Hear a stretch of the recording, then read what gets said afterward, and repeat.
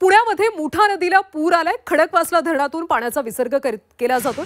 रस्ता पाण्याखाली गेल्यामुळे वाहतूक बंद करण्यात आली। नदीकाठच्या गावांना आता सतर्कतेचा इशारा देण्यात आला। खडकवासला धरणातल्या पाण्याचा विसर्ग हजारावर गेल्याने मुठा नदीला पूर आला।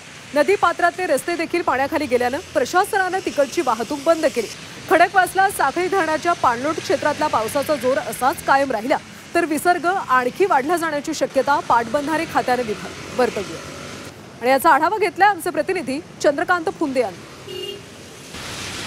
खडकवासला साखळी धरणाच्या पाणलोट क्षेत्रात अजूनही तुफान पाऊस सुरू असल्यामुळे सकाळी जो 4000 विसर्ग सुरू झाला होता खडकवासला डॅम मधनं तो आता 4 वाजता 24,000पर्यंत नेला आणि 5 वाजता तो 30,000पर्यंत नेऊन आणखीन तो वाढला जाऊ शकतो जर पावसाचा जोर वरची कमी नाही झाला तर।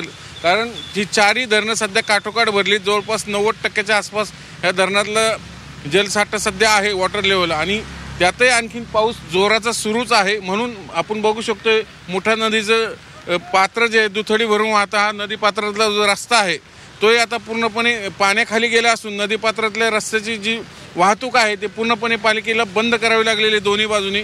आणि तिकडे भिडे पूल आहे तोही आता पाण्याखाली जाणारच आहे। खरं तर ते लँडमार्क मानलं जातं। मग भिडे पूल पाण्याखाली गेला की मोठ्या नदीला पूर आला असं म्हणतात, तो जाणारच आहे। कारण विसर्ग आता 24,000 म्हणजे तेवढ्याला तो जातोच जेव्हा पाणी इथपर्यंत पोहोचेल। आणि जर पावसाचा जोर असाच वाढला तर कदाचित रात्रीतनं तो विसर्ग पाटबंधारे खात्याने सांगितलं की 35पर्यंत आम्ही वाढू आणि समजा नाही थांबलं तर कदाचित आम्हाला 40वरही न्यावं लागेल। जर समजा हा विसर्ग 40,000 क्युसेकपर्यंत गेला तर एकता नगरी आहे जिथं गेल्या वर्षी पूर आला होता तिथल्या खालच्या 1-2 सोसायटीच्या पार्किंगमध्ये निश्चितच पुराचं पाणी शिरू शकतं। त्यामुळे तिथले जे रहिवासी आहेत त्यांना आत्ताच सुरक्षित स्थळी हलवण्याचं काम जे आहे पालिकेकडून युद्धपातळीवर सुरू आहे। त्यामुळे थोडक्यात पुन्हा एकदा मुठा नदीला ह्या सीझनमध्ये दुसऱ्यांदा पूर येताना आपल्याला बघायला मिळतो। त्यामुळे पाऊस जर थांबला तर कदाचित पूर आटोक्यात राहील, पण जर नाही थांबला तर मुठा नदीची पूरस्थिती कदाचित नियंत्रणाबाहेर जाऊ शकते। पण सध्या तरी ती नियंत्रणात आहे असं सध्या प्रशासनाकडून सांगण्यात येतं आहे। व्हिडिओ जर्नलिस्ट विकी कांबळे सह चंद्रकांत फुंदे, झी मीडिया, पुणे।